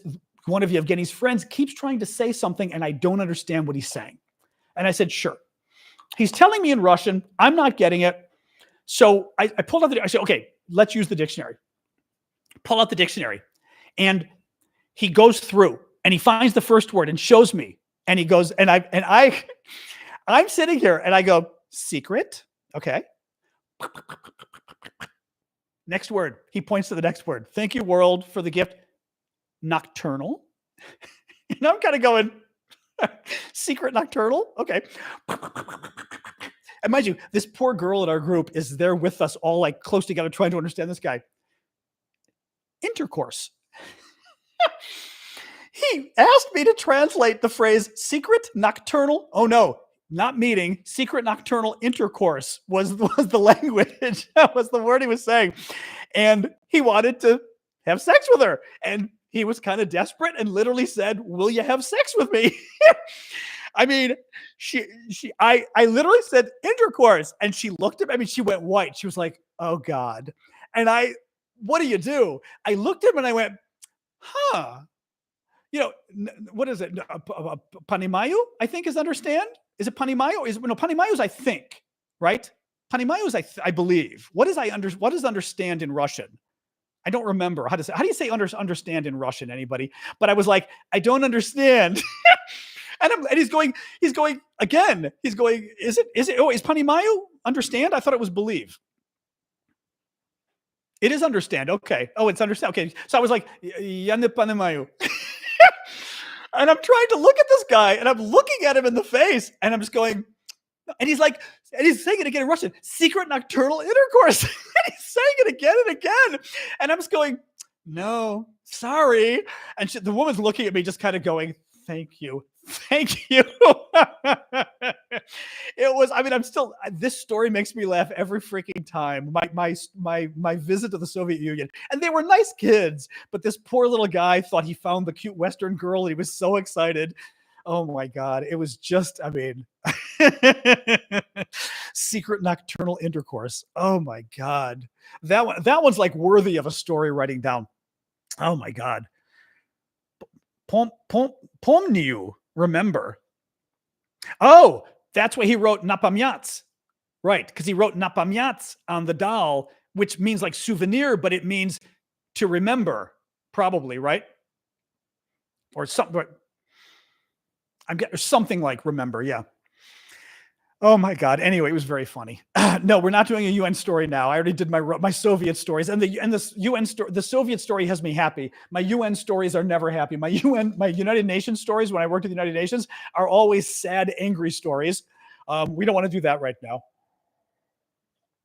Ooh, but see, now because of my allergy inhaler, I'm hyper.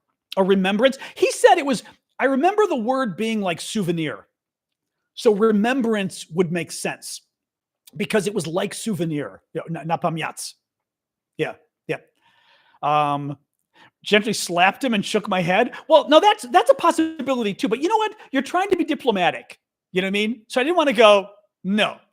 Because also, I didn't want him to know that she understood, and I didn't want to embarrass her, because at the same time, if he thinks she doesn't know and she knows that he doesn't know she knows, it's a little safer for her. Not safer, but it's a little more comfortable for her, because she can just be like, la, la, la. But imagine like the guy knows you know, and now you're still hanging out with him. It's weird. Yeah. She knew because I told her what it said. I said, secret nocturnal intercourse. And she went, and I said, nope, no idea what that means. I was studying abroad in Paris. I was doing my junior year of college, my third year of university in Paris. And the French love to travel internationally. I mean, literally, I don't know if any country people travel as much as the French do. They love to travel. And wonderful travel agents, they still have them, but they had wonderful travel agents there. And you'd go in and say, where can I go? Oh, and they were like, oh, we've got a tour to the Soviet Union, 10 days. I think it was $250, $300 at the time, maybe, which is a lot compared to today. But I remember it not being that much. Like in comparable dollars today, even though dollars are different, I want to say it was like $500 would be, because it was the kind of thing where you'd go, that's like airfare not going very far, right? Because even back then, to travel in the States might have been $150, $200 to take a plane trip to Chicago and Washington or something. So the idea of paying $300 to go to Moscow and Leningrad, and for 10 days, all hotels paid, all food paid, even though the food was disgusting, all food paid, was a great deal. So yeah, that's why I went. It was very cool. Fascinating country, nice people. I mean, we met a lot of nice people, whatever that means, but it was very cheap. It was very cheap in regular dollars. And the funny part too is it was a French tour group, but all of us were Americans, and our guide didn't speak English. She only spoke French because it was a French tour. I mean, it was kind of like bad sleuthing on their part. They brought a bunch of students from France, but like 10 of us were American and Canadian and English Canadian, and one was French. So it was the funniest damn thing. The last funny story I'll tell you, but this will be funny to the Ukrainians or Russian origin people. I was always late because I just was always late. And we'd come to the bus and there was always like a rush. The Soviet driver was always a nice working class guy, right? Kind of overweight, friendly, blah, blah, blah. And of course, I never told the guide that I knew any Russian at all because we didn't want her to know. We just, it was sort of, this was the Soviet Union. I mean, the Soviets were as bad as people say. They were a horrible dictatorship. You didn't want them to know you spoke Russian at all. So one of the last days, we were there for like 10 days, maybe the 8th or 9th day, I come down to get in the bus and I was like, oh, izvinite, sorry, because I'm always late. Everyone's waiting in the bus.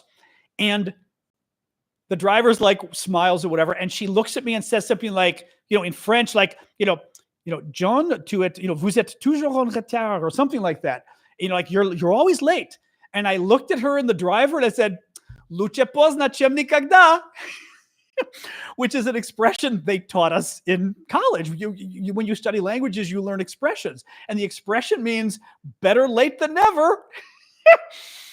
And she literally turns to me, and I think she even said in English, she said, you speak Russian? And I said, немного, which is like a little bit. She was free. She was totally, it was like my little jab at the Soviet Union. She was totally freaked out. It was very funny. And my Russian sucked. I mean, I'd only had a year of it. But again, you study enough vocabulary that I will say I said it very well because you learned the good vocabulary, but it was very funny. Luce pozna чем никогда. It was fun. Anyway, I think little is немного, right? Немного, I think is how you say small or little. Because I would always say я говорю немного по-русски, or not much. Not much, I think, is what it translates to, I think, right? But is it not much? Немного. I think that's what it means. Yeah. So again, expressions, and mind you, I was 19, so we're all better at languages when we're 19, so I already knew the expressions like for not much, or I don't speak much Russian. Like I said, я говорю немного по-русски. So I already knew немного was not much. So I'd say, oh, not much. Anyway, it was fun. It's fun going to other countries, even when they're Soviet dictatorships, but fascinating. Stories of Asia. I mean, next time. I don't know if I've got any funny stories of Asia.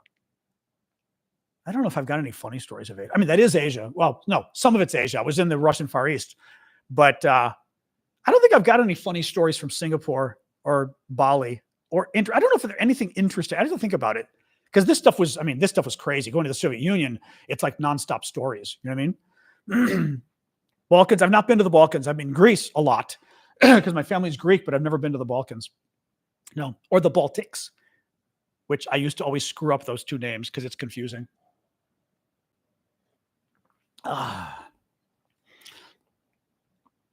Paul Wheeler. I mean, I'm not sure what to say. Terry was saying I should do a show about Paul Wheeler. Paul Wheeler is our one of the hostages, the American hostages, right? I'm not sure what to say about it though. Anyway, is there a fence around the Supreme Court building? Don't know. There didn't used to be. They could have one. They've certainly got security. They could have a fence at the bottom. They could. Yeah, the rebar is kind of locked up. I'll show the rebar another day, Tim, just because it's locked up in my cabinet. So I kind of don't want to, you know, it's couched within a bunch of stuff. So I don't want to kind of move everything. You know, anyway, do I think Russia will have a mobilization? I don't know. I mean, who knows? They're clearly somewhat afraid of it, you know? Yeah. I mean, you're not wrong, Terry. He doesn't get mentioned much. You know, Richard says, I was in Vladivostok before the war. It was very gray and uninviting. Still gray and uninviting. Well, that's interesting. Yeah, actually, you know what I'll do? I will show you the picture of the rebar because that still gives you the sense of it. And I don't have to, because it's literally in the cabinet with a bunch of stuff around it. So it's not easy to take out. I will show you the picture.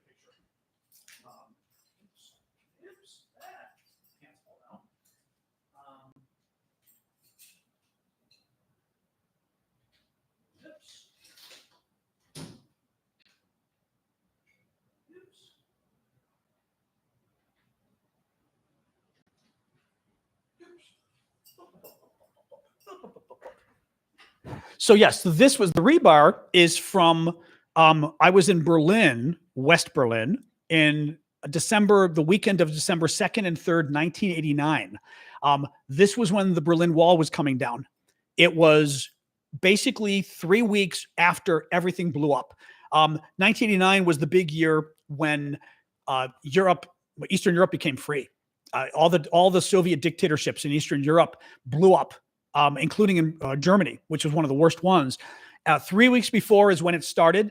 They allowed people to finally cross the border, but they still had the wall up, and the guards were still on top of the wall with machine guns, the East German guards. So it was East German military. So it was a very weird dynamic because you had these East German military guys there with machine guns, but we were all at the wall breaking pieces off, and you weren't supposed, the government said, don't do it because there could be an incident.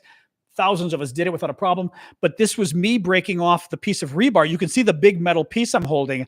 I have that here in my cabinet. It's a huge piece of like iron bar from the cement of the Berlin Wall. Show you guys. So yeah, so you can see the iron bar. It never focuses great, but it comes up. Oops, it comes up and curves. Basically, it comes up and then curves. It almost looks like a question mark. So you can see both hands are holding it and it goes down again. It's 3 feet. The thing is 3 feet long. And because I was there on a United States Senate congressional delegation, because I was working in the United States Senate, we were doing arms control issues. That's my bomber. It's Senate delegation.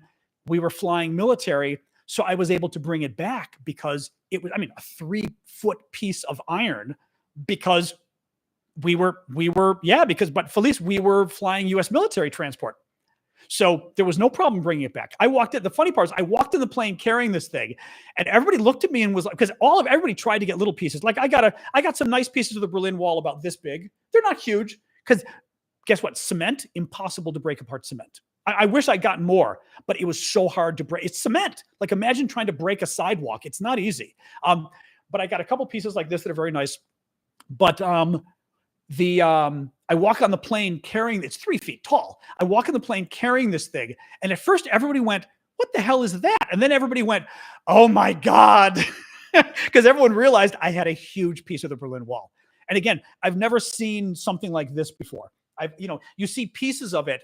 I've never seen anybody who owns like a piece of, I'm sure other people do, but I've never seen people who own a piece of them. Like I said, the damn thing is 3 feet is a meter. for you Europeans. I mean, it's a meter long. It's really cool. And it's cool because it kind of spins at the bottom, comes up, and then comes down like almost a question mark. I've still got to figure out, we still have to hang it on the wall. That's an ongoing issue. You know, yeah, it was a glorious time, absolutely glorious time, you know. But anyway, yeah, very cool though. Yeah, because like I said, the whole play, I mean, it was a very weird time to be there, you know. And you know, we got pictures of the guards. I got some pictures of some of the guards that were very cute. And I mean, like, not, but cute meaning it was a cute experience with them because they were friendly. Interestingly enough, the East German border guards were very friendly. I even met some Russians. We went over to East Germany, and we went to like some war museum with the Senate, you know, with United States senators who we were working for, and we went to some war museum in East Berlin, and I remember we were walking around. The senators just weren't interested, so they stayed upstairs. I went downstairs, was looking at the exhibit downstairs, and there were 3 Soviet soldiers who were also visiting in uniform. And they said to me, or maybe I said to them, like I was a little, because, you know, I'm there as a U.S. Again, back then, nothing was going to happen to you because you were American. They wouldn't dare, right? You know, now they kidnap you, right? But back then they wouldn't touch us. So I must have said hello to the Soviet soldiers or whatever. And they were like, you know, Americanets, like American? I said, yeah. I said, you know, Russian? They were like, yeah. But the problem is they were clearly like from the sticks. They were not highly educated guys.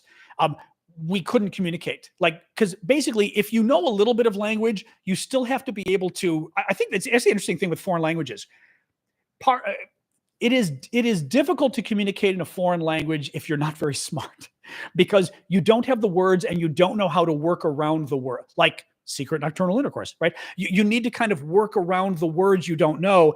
And I was trying with the Soviet soldiers, but they just couldn't do it because they kept saying stuff in complicated Russian that I was like, which is too bad because it was really interesting. Like it mattered the basement of a it must have been a World War II war museum or something. The other interesting thing, which you still see in France too, actually, but much more in East Berlin. In East Berlin, all the frickin' buildings had holes in them from the gunfire from World War II, from like tank fire and stuff, like holes in the freaking buildings, and they never fixed it.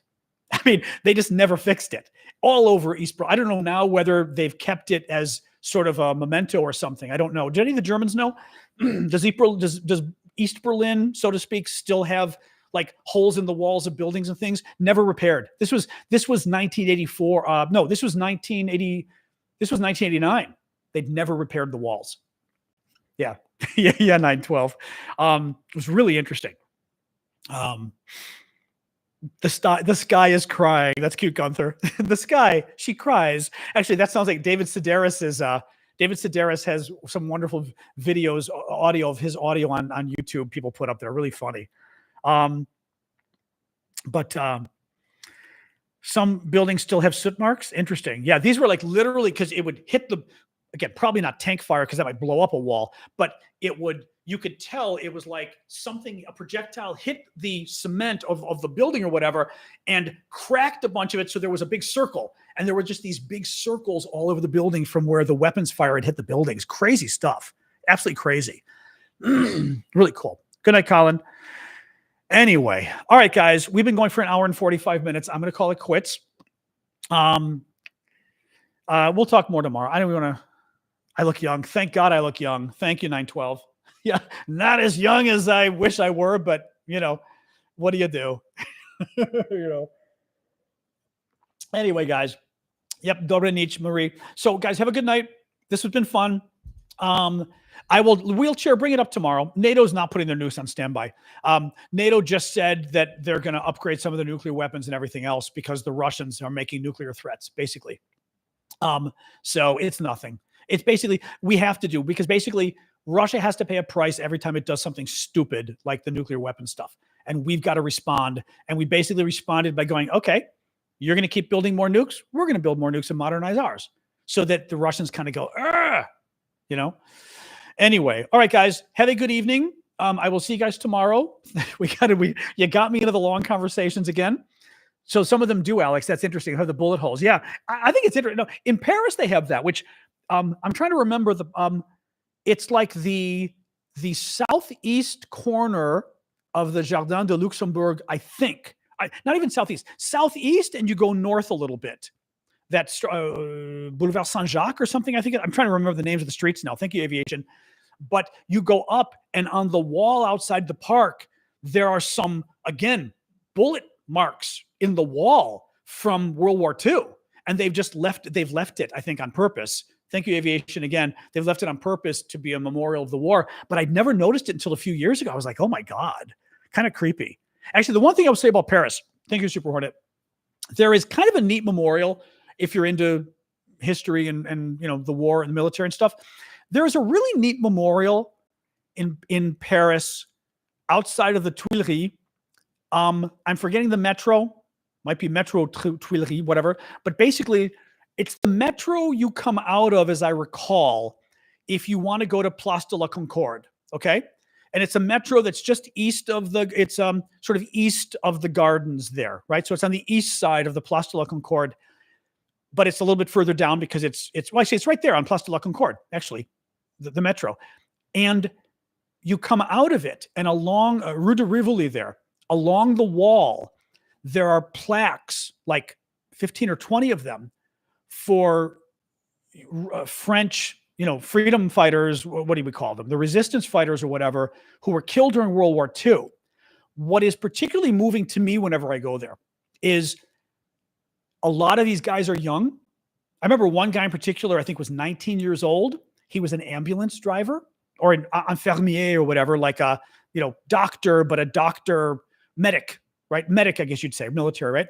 He was a medic. And I Googled actually him, I think. These guys were killed during the liberation of Paris. They were killed literally a day or two, I think, as I recall, before Paris was liberated by the West, by the Americans.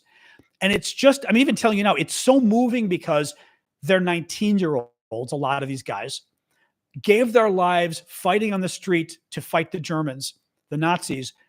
And it happened 2 days before the city was liberated. I mean, had they not helped out, they would have been alive.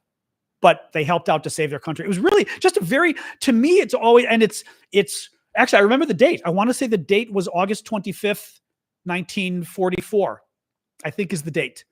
More or less August 25th, maybe August 28th, because I wrote it in my calendar. Thank you, V.S. Volod. I wrote it in my calendar because I often was in Paris in August. Thank you, Alan. And I wrote down the anniversary so I'd remember to go by. But very, very just interesting. Like I said, I think if you're into this stuff, I just find it very moving to like read the plaques. And nowadays you've got your Google phone, or your Google Translate. You could easily translate the dates. I mean, the descriptions. But just amazing, like 19. You think 19-year-olds, although military guys are 19 anyway, right? But 19-year-olds like volunteering to be medics and just risking their lives. It's just amazing. I mean, but again, not unique to France, I guess, but still. But a very moving memorial. Just like I said, I noticed it once by chance walking by, and I was like, wait a minute. And then I saw the date, and then saw the ages, and I was like, holy shit, 19. Wow, amazing.